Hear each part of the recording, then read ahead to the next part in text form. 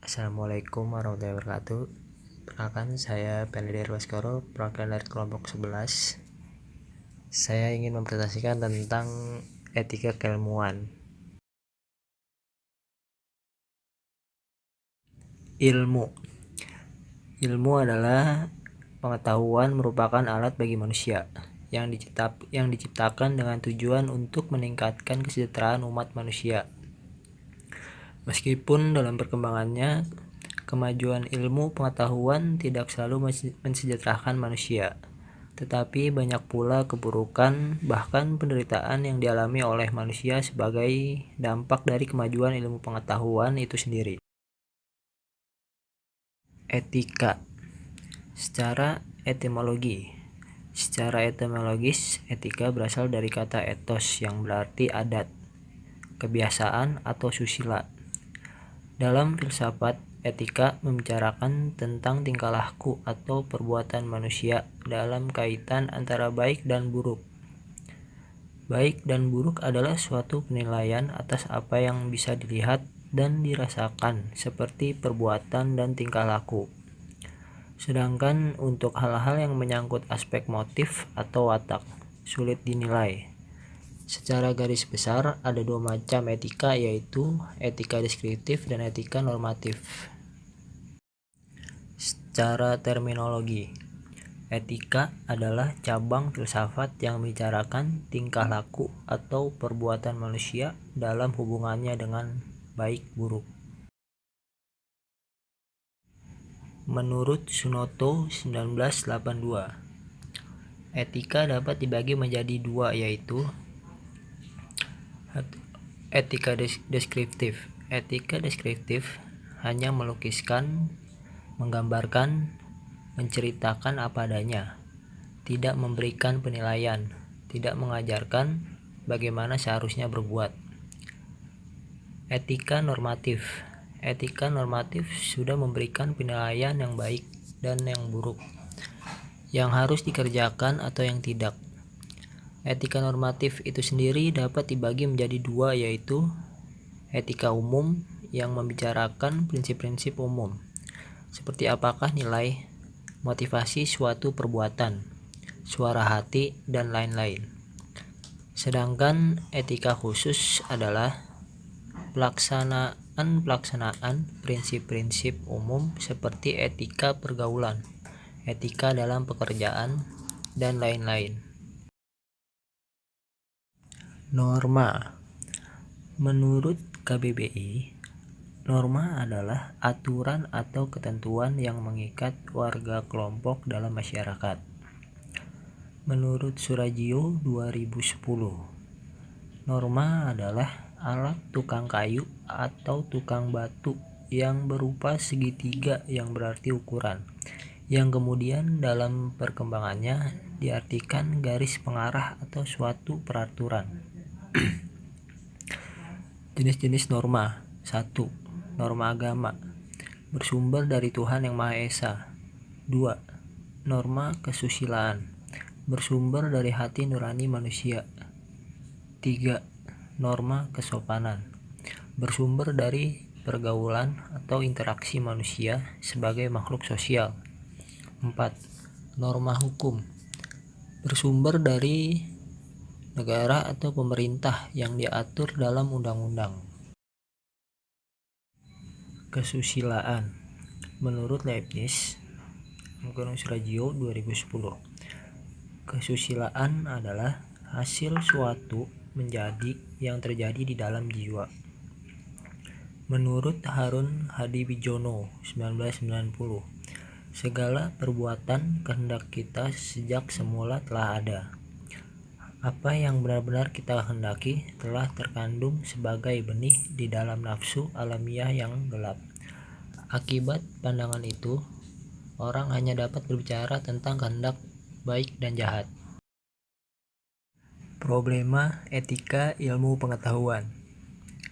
Penerapan dari ilmu pengetahuan dan teknologi membutuhkan dimensi etis sebagai pertimbangan dan mempunyai pengaruh pada proses perkembangan lebih lanjut ilmu pengetahuan dan teknologi.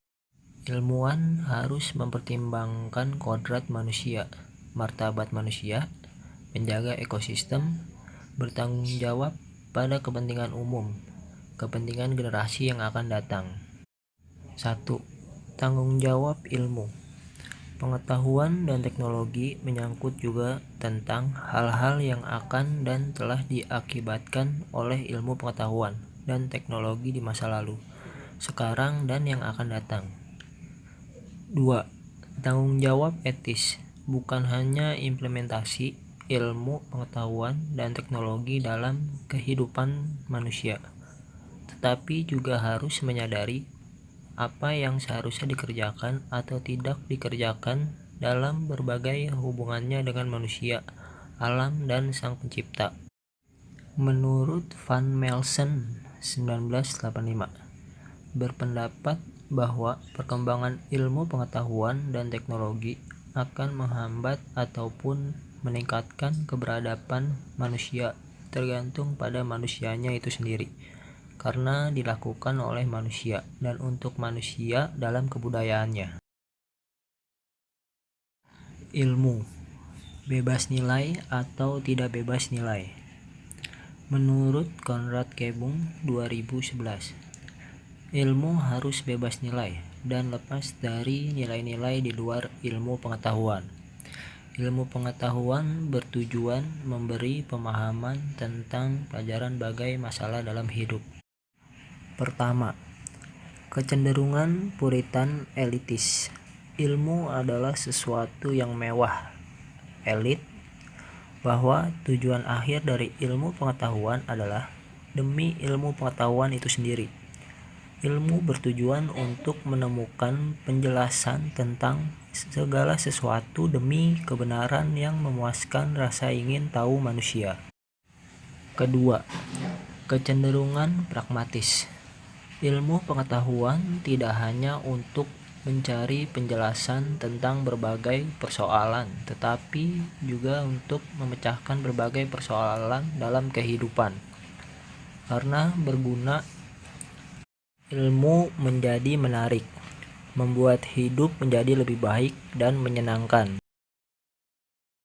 Menurut Joseph Situmorang 1996, bebas nilai artinya tuntutan terhadap setiap kegiatan ilmiah agar didasarkan pada hakikat ilmu pengetahuan itu sendiri. Ilmu pengetahuan menolak campur tangan faktor eksternal yang tidak secara hakiki menentukan ilmu pengetahuan itu sendiri. Ada 3 faktor sebagai indikator bahwa ilmu pengetahuan itu bebas nilai. 1. Ilmu harus bebas dari pengaruh eksternal seperti faktor politis, ideologis, agama, budaya, dan unsur kemasyarakatan lainnya. 2. Perlunya kebebasan ilmiah yang mendorong terjadinya otonomi ilmu pengetahuan. Kebebasan itu menyangkut kemungkinan untuk menentukan diri sendiri. 3. Penelitian ilmiah tidak luput dari pertimbangan etis yang sering dituding menghambat kemajuan ilmu, karena nilai etis itu sendiri bersifat universal. Weber, seorang tokoh sosiolog, menyatakan bahwa ilmu sosial harus bebas nilai, tetapi ia juga mengatakan bahwa ilmu-ilmu sosial harus menjadi nilai yang relevan. Weber tidak yakin ketika para ilmuwan sosial melakukan aktivitasnya seperti mengajar atau menulis mengenai bidang sosial itu. Mereka tidak terpengaruh oleh kepentingan tertentu. Nilai-nilai itu harus diimplikasikan ke dalam bagian praktis ilmu sosial jika praktik itu mengandung tujuan rasional. Tanpa keinginan melayani kepentingan orang, budaya, maka ilmu sosial tidak beralasan untuk diajarkan. Jadi, meskipun objektivitas merupakan ciri mutlak ilmu pengetahuan, tetapi dalam pengembangan atau penerapannya, ilmu dihadapkan pada nilai-nilai yang ikut menentukan pilihan atas masalah dan kesimpulan yang dibuatnya. Pendekatan ontologi. Pendekatan Menurut ontologi. Jujun S. Surya Sumantri Menurut Jujun 1985, S. Surya ontologi Sumantri adalah cabang filsafat yang 1985. membicarakan tentang yang Ontologi ada. adalah Dalam kaitannya dengan cabang ilmu, filsafat landasan yang ontologi membicarakan mempertanyakan tentang yang objek ada. apa yang ditelaah ilmu, Dalam kaitannya bagaimana dengan wujud ilmu, yang hakiki landasan dari objek tersebut, ontologi mempertanyakan tentang bagaimana hubungan objek objek tadi apa yang dengan ditelah daya tangkap ilmu, manusia seperti berpikir, bagaimana wujud yang merasa, hakiki dan dari mengindra, objek yang tersebut, membutuhkan pengetahuan bagaimana empiris. hubungan objek Secara tadi ontologis, dengan ilmu daya membatasi tangkap manusia, lingkup penahan keilmuannya seperti hanya pada berpikir, daerah-daerah yang dalam merasa, jangkauan dan pengalaman manusia. mengindra, yang Dalam membutuhkan kaitannya dengan kaidah moral, objek Secara penelahan ontologis, kegiatan ilmu keilmuan tidak boleh membatasi melakukan lingkup upaya yang bersifat penelahan mengubah kodrat manusia, keilmuannya hanya merendahkan pada martabat manusia, daerah-daerah yang dan berada mencampuri masalah dalam kehidupan jangkauan serta pengalaman bersifat manusia. netral terhadap nilai-nilai Objek bersifat penelahan yang dogmatik. berada dalam batasan pra-pengalaman dan pasca pengalaman diserahkan kepada pengetahuan lain. Pendekatan epistemologi. Epistemologi adalah cabang filsafat yang membicarakan tentang asal-muasal, sumber, metode, struktur, dan validitas atau kebenaran pengetahuan.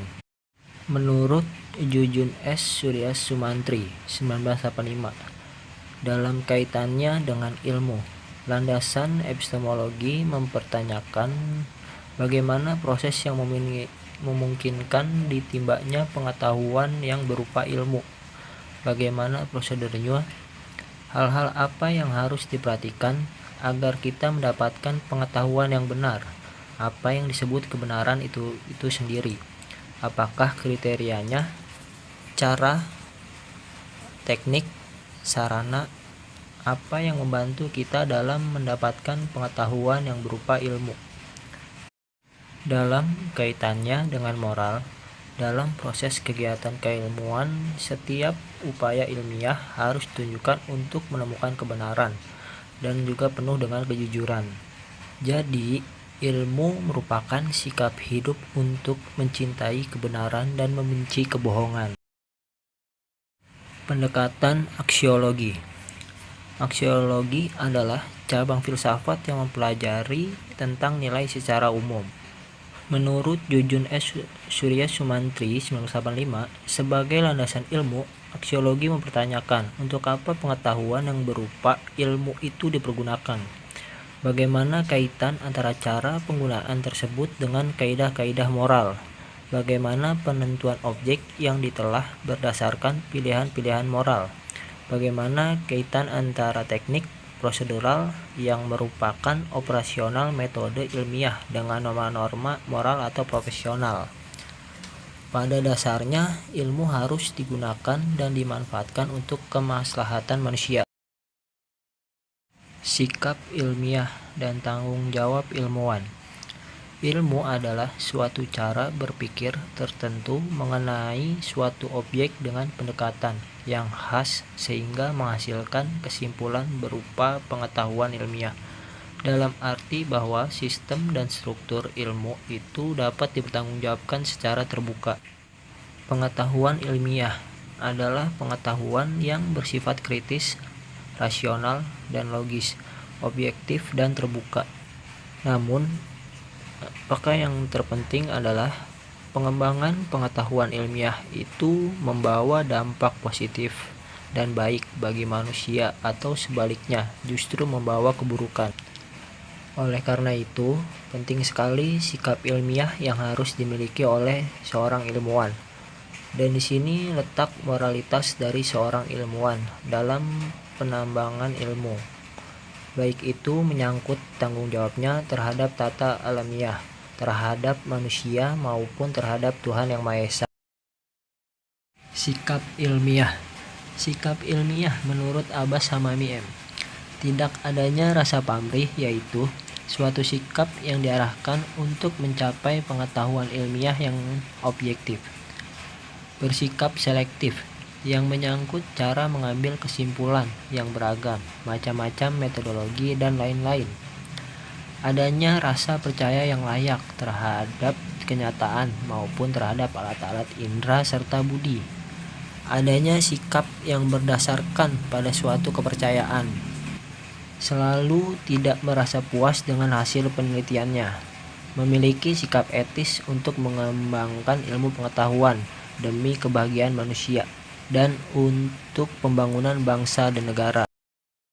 Menurut TAP MPR RI tentang etika kehidupan berbangsa, etika keilmuan dimaksudkan untuk menjunjung tinggi nilai-nilai kemanusiaan, ilmu pengetahuan, dan teknologi agar warga bangsa mampu menjaga harkat dan martabatnya, berpihak kepada kebenaran untuk mencapai kemaslahatan dan kemajuan sesuai dengan nilai-nilai agama dan budaya. Tanggung jawab ilmuwan. Ilmu merupakan hasil karya perseorangan yang dikomunikasikan dan dikaji secara terbuka oleh masyarakat. Sekiranya hasil karya itu memenuhi syarat-syarat keilmuan, maka dia diterima sebagai bagian dari kumpulan ilmu pengetahuan dan digunakan oleh masyarakat tersebut. Dengan perkataan lain, penciptaan ilmu bersifat individual, namun komunikasi dan penggunaan ilmu adalah bersifat sosial. Tanggung jawab sosial. Implikasi penting dari tanggung jawab sosial seorang ilmuwan adalah bahwa setiap pencarian dan penemuan kebenaran secara ilmiah harus disertai dengan landasan etis yang utuh. Proses pencarian dan penemuan kebenaran ilmiah yang dilandasi etika merupakan kategori moral yang menjadi dasar sikap etis seorang ilmuwan. Ilmuwan bukan saja berfungsi sebagai penganalisis materi tersebut, tetapi juga harus memiliki moral yang baik. Tanggung jawab etika. Di bidang etika, tanggung jawab ilmuwan bukan lagi hanya memberikan informasi, namun juga memberikan contoh bagaimana bersifat objektif, terbuka, menerima kritikan, menerima pendapat orang lain, kukuh pada pendirian yang dianggap benar, dan berani mengakui kesalahan. Tugas seorang ilmuwan harus menjelaskan hasil penelitiannya sejernih mungkin berdasarkan rasionalitas dan metodologis yang tepat. Secara moral, seorang ilmuwan tidak akan membiarkan hasil penelitiannya digunakan untuk tujuan yang melanggar asas-asas kemanusiaan.